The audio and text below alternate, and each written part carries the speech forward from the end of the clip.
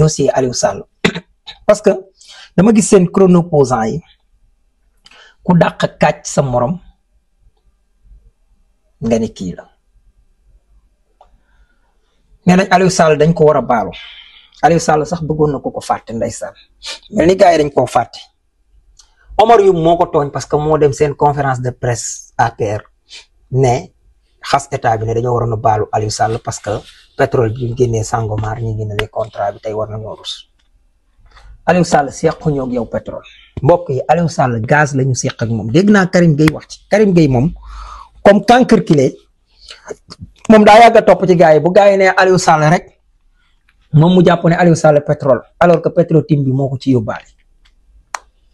mbokk yi Aliou Sall gaz la ñu seq ak moom bi Macky Sall toogee avril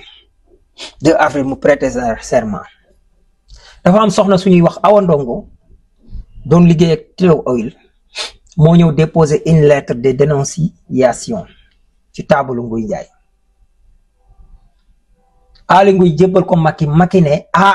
yat ba ma doon wër bëgg a dóor Karim Wade daa mel ni offrir ngeen ma occasion bi yor naa yat bu rëy jël IGE xiirtal leen ci kaw Karim Wade IGE boobu Ndeye Fadilou Keita ñii moo ko jiite muy soxna Nafi Ngom soxna su baax su am jom soo ñu lañ bët enquête day talu mooy enquête gis ne xaalis bi ñu leen doon wax muy bonus de signature yi malgré que dañ ne woon bonus de signature sax Sénégal waratu koo laaj parce que code 98 bi dindi nañ ko fa parce que dañu bëggoon Sénégal rendre ko mu nekk lu attractif waaye Karim Wade daf ko ci laaj te waru ko laaj d'accord waaye bi ñu xoolee liñ bëggoon a xool mooy Karim Wade dañoo jàppoon ne daa sàcc alal ji bi ñu xoolee nag ay la yéwén alal ji bi ñu xoolee gis nañu mi ngi ci compte naam waaye du compte Karim Wade mi ngi ci compte Petersen nekkal fa état waaye ne ko gis nañu nag entreprise bii nga xam ne moom la Karim Wade jox contrat bi muy Petro-Tim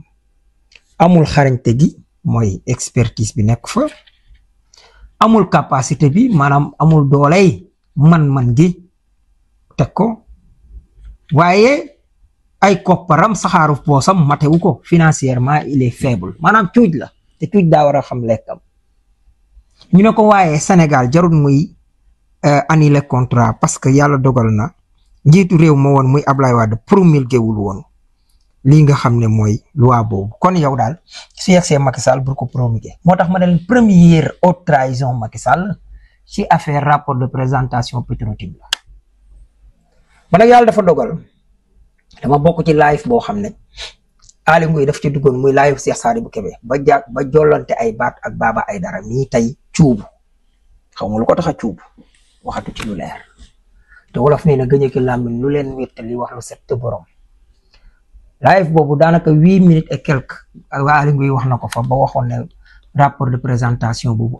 amul rapport bu IGE def ñu génneel ko rapport bi ne ko bàcc ci kanam muy gis ci lañ ko estampé secret d'état kuñ ko gisati muy Saa Wolofu Pape Alé Niang Clédor Sène ku mën a doon Baba Aïdara képp moom mënoon a taxawati ne maa ngi ak moom ñun ñi ci des ñëpp ñemeetuñ ko wax parce que dañ ko estampé secret d'état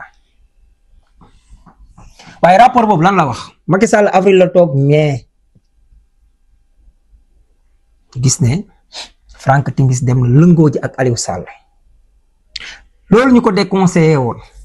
mu jël boobu Petro-Tim jox ko suñu blogu gëmbal boobu tey mu ñu koy wax le grand torti Ahmed muy gaz biñ leen ko joxee ñoom ñu am 90% parce que Petro-Tim moo am ñu def Petro-Tim Sénégal après teg Petro Asia Petro-Tim Sénégal maanaam mooy doom ji moo mag ndayam mel ni doom ji jur ndayam wala nday joo xam ne doomu ma ko mag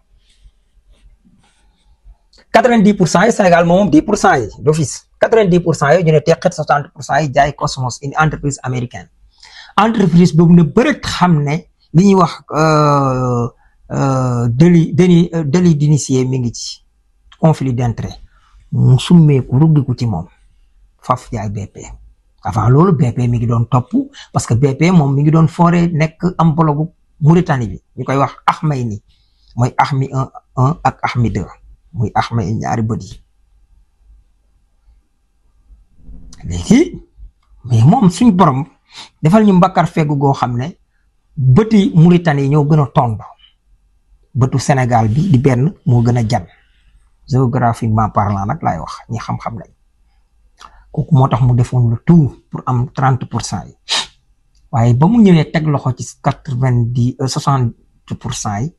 dafa wax ñoom Aliou Sall dans un premier temps dañ ne ko duñ jaay mais dem ba mu yàgg ñu ne ko à condition ñu jaay ko njaayum li ñuy wax def ko ay royalties parce que bëgguñ cee seete noonu ba mu jeex royalties mbokk yi mooy dañ koo àpp ci ñeent fukki at ak nangam suñu tàmbalee ba 40 ans lépp lu ñu génne ci nangam de gaz ñoom ñu am ci 2% par kii bi mesure bi ñu ko mesurer tur bi laay fàtte mais dina ñëw bëgguma ci tardé loola nag ñu ngi ko jaayee ñaata 9 milliards à 12 milliards de dollars mbokk yi su ngeen bëggee noppalu ci mbir mi mooy jàpp leen rek 10 milliards de dollars 10 milliards de dollars yooyu su ngeen ko convertir en CFA mooy 6 000 milliards 6 000 milliards ci jamono boobu boo ko séddalee sénégalais bu nekk da ci doon am 400 000 francs kon Aliou Sall nous doit toujours sunu ay 400 000 francs ba tey fii heure bi tembe may wax ak yéen nii la njaay mi demee Aliou Sall laata loolu lu ne mu dugg ca teg na benn compagnie bu ñuy wax Sahel Aviation moo tax am ci biir bokkoon ko ak doomu ancien ministre faatu na jarul may tudd turam ne ñi xam-xam nañ teg banque BDK ak yeneen yoo xam ne ñu ngi taxaw fii mbokk yi yii leen chronoposant yi di waxal suñu bëggoon a asarne wu ci kaw Aliou Sall dañuy ñëw dal ci kawam dossier boobu parce que ñëpp seen xel ñaaw na waaye mbokk yi lii xew la ci Aliou Sall ba tey ma wax leen ko mu yóbbu ko CDC am tour bu muy defar bu ñuy wax tour de mamel jox ko entreprise bu ñuy wax Sertem kuy borom Sertem Léopold Ngom Aliou Sall coowal Petro-Tim BBC wax ci coow loolu bari ci lañ koy doog a wàcce foofa mais dañ ko wàcce rek ñu dem tuuti muy dem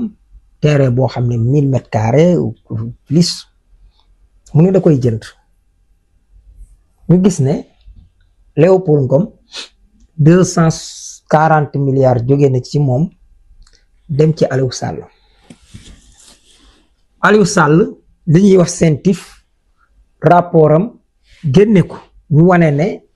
loola transaction douteuse loola dem pôle judiciaire et financier ñu laaj ko ci lay wa mu lay muy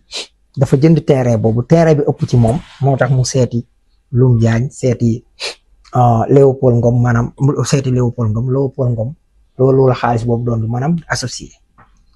waaye léegi su fekkee ne man maay CENTIF Léopold Ngom mën naa am ni Aliou Sall waxee mën naa am dëgg la entreprise am bi woo kooku woowul banque de demul banque lebal ko xaalis wala nangam de ci ab entrepreneur la def waa naa nangu loolu ñu bokk ko garaawul mais moom daf ñoo wax ne terrain yooyu biñ demee ba Covid bi dugg nee na bi Covid bi duggee 2019 dafa tax loola baaxul ba daf koo mujj jaay waaw kon boo ko mujjee jaay xanaa kon xaalis boobu ñëwoon ngeen nga jënd ngir ngeen bokk jënd soo noppee jaay kay xanaa xaalis boobu daa ñëwoon daa war a dellu xaalis baa delluwut waxte comme ba nga nekkee directeur dangaa tabaxlu mbokk yi kiy tabax ak kiy tabaxlu kan moo war a fay moromam yaakaar naa kiy tabaxlu moo war a fay kiy tabax kon buñ demee ba kiy tabax muy Léopold Ngom maçon bi moom moo jël xaalis jox maanaam nit kiy tabaxlu loolu juunu na waa léegi nee na terrain bi mu doon jënd moo tax ginnaaw ba mu bàyyee loolu muy entrepreneur comme moom mën a tabax comme moom léegi ñoo ko bokk waa léegi xaalis ba bu duggee te suuf soosa maanaam daal di avorté xanaa daa war a dellu waaye daal la ñëw a dellu seegut la war a duggut comme disait saa neex kon mbokk yi bu ñu kenn sëlëm te respecté nañ ay droit am jàpp nañ ko moom moo tudd jabaram ñu dem jëli besoin d'enquête day dugg si jëli jabaram le lundi mu ñëw ay avocat am lay na ci àjjuma ji dañoo waroon a yóbbu xaalis bi waaye CDC wàcc na giñ ko Fadilou Keita foofu may wax ne nul ne peut se prévaloir de sa propre turpitude mbokk yi kan moo tooñ kan ndax avocat yi Wally Seck dañoo war a gën a xarañ avocat yi Aliou Sall wala avocat yi Farba Ngom dañoo war a gën a xarañ avocat yi Aliou Sall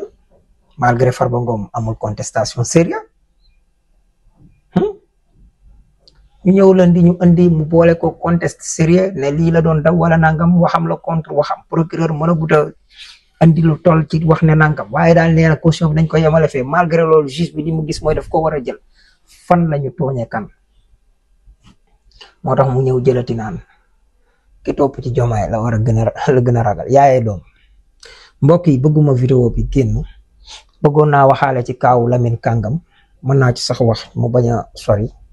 suñu rakk jooju dama ko woo jamono yële benn communication ma ne ko yow li ngay def dafa noobul bu ci boole yëfu politique tappale ni mu waxee ak man ma gis ne kut ko kut daal bëgg naa def yëfu politique ma ne ko nag man doy jàppoon naa ne dangaa dëggu ci li ngay def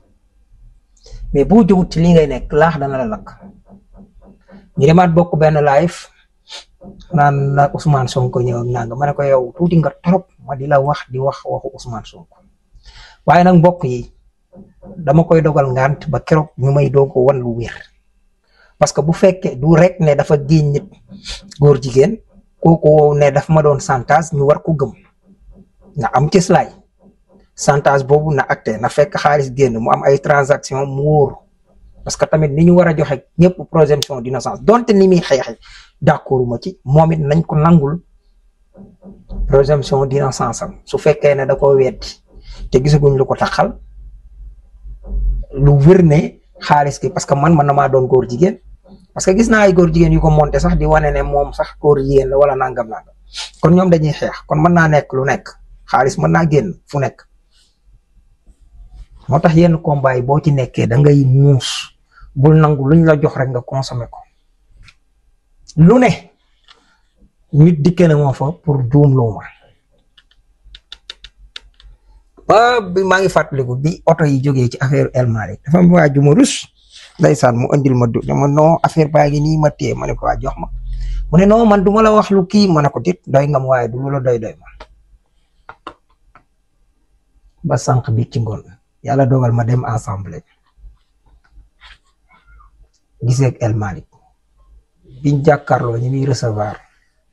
waxtaan ci lu yàgg lépp bokk na ci li mu wax mu ne ma saa mu ne ma assemblée de dama koo fekkee noo xam ne amul contrôle cour des comptes du dugg IGE du dugg waxuma la ak IGF mu ne waaye man maa nangu ne dañu wut cellule de passation de Marseille su ma neexoon def ko ni ko Mamadou Mame Diop def jijiri xaalis billetage dara du yëngu ne su ma neexoon def ko ni ko Moustapha Niass def fee su ma neexoon def ko ni ko Mamadou Seck bàyyee su ma neexoon def ko ni ko Macky Sall bàyyee su ma neexoon def ko ni ko Pape Diop bàyyee su ma neexoon def ko ni ko Youssou Diagne bàyyee su ma neexoon def ko ni ko Abdou Khadir Sissoko bàyyee ndax ñëpp ñii lañ ko mas a bàyyi foofu doy naa am bu leen neexoon sax ma jàll ak yéen ba ca Lamine Gueye nag ak ñoom Daouda Sow ak ñooñu mais pour wax leen rek parfois du luñ leen jox ngeen jël jàllale faut faire très attention beneen bi ma daanal ba tey ci Akhenaton ak bàyyi leen vie privée même li nga wax bu doon dëgg te xam naa ne dara du ci dëgg vie privée dafay concerner non seulement nit ki waaye njabootam jabaram ndayam baayam ay doomam baleen yooyu tey xool nit ñi ci li ñuy jëflante man tey dañ ma jox benn dossier boo xam ne mooy ki waxal ba tey ki doon sosal sax ci affaire Akhenaton mooy ki ñuy wax fils de Macky mu wax ci Habib Sy biñ ma laajee tey dama ne leen man ñu mel ni damaa bëgg ñuy wax ndax kuy naan ngelaw bu gisee suum bi du mat a wax waaye lenn rek lañ ci war a mën a jàngat muy day tax suñu DG yi ku ci nekk gën a jubal say ran xam ne ñii fi nekk ay soskatan fi kii sos nag bu gisee lum la mën a waxal loolu dafay protéger même suñu régime ñoom parce que président Diomaye am na lu mu waxoon gars yi te man du ma chantage kenn du ma chantage mu ne lan la ma nit mën a chantage benn nga wax dara muy lu mooy def te du yoon nga tax ma changé ko ma sant la gërëm la ci wala koo xam ne maa ko tabb def ko nga wax ma ko ma faj ko sant la ci gërëm la ci wala nga wax ko muy diffamation wala division des fausses nouvelles nga am lan teg yoon aussi simple que ça moo tax jamono yële ba fi Mollah ak Morgun waxee ci El Malick Cheikh Bara dem gisee moom xaw ma sëñ Cheikh Thioro affaire bi naqari ma parce que ñi chantage nañ wax ba teppiku bu leen kenn faale lu dul bosin ngeen biig wax nañ ko kiñ gën a fonk sax jiite borom projet bi lu ne waxal nañ ko moo tax chantage yooyu kenn waru ci léegi nag xam naa ñu ne neex na comme ñu ngi waxoon ak El Malick rek tax Cheikh Bara dem gisante kee wala Cheikh Thioro rek ñu ne nañ ci dolliwaat axinaatoo yoroo tus c'est un défi loo yore woon génne nga ko bu yàgg yoroo tus di miimee ka nangam ak nangam léegi nag dafa dañ la mandat d'arrêt c'est à Soye Diagne moom mu démontrer wane ne taxewu leen c'est à justice tamit mu xool xam ndax laale ngeen wala déet suñ ko demee ba gisuñ ko rek loolu nag instruction lay laaj 6 mois yi xaj na fi mën naa am 3 mois ñu xool xam ci lu wér wala ki tudd fils de Macky bu gaa yi enquêté léegi ñu jàpp ko moom maa ngi gis ab jëlam nii ndax les taux commence à se serrer parce que xam naa ko xam xam lu may wax nii bu demee nag grand maa ngi jégalu xañ na day gudd mbokk yi bëgguma vidéo bi gudd trop ñu tënk rek jërëjëf di leen kii ba jamono yi di baalu ñëpp àq jërëjëfati nañ ni ay militant dëgg lañu am. maa ngi def silence rajo mais trop c'est trop aussi. asalaamaaleykum wa rahmatullahi taala wa barakatuh.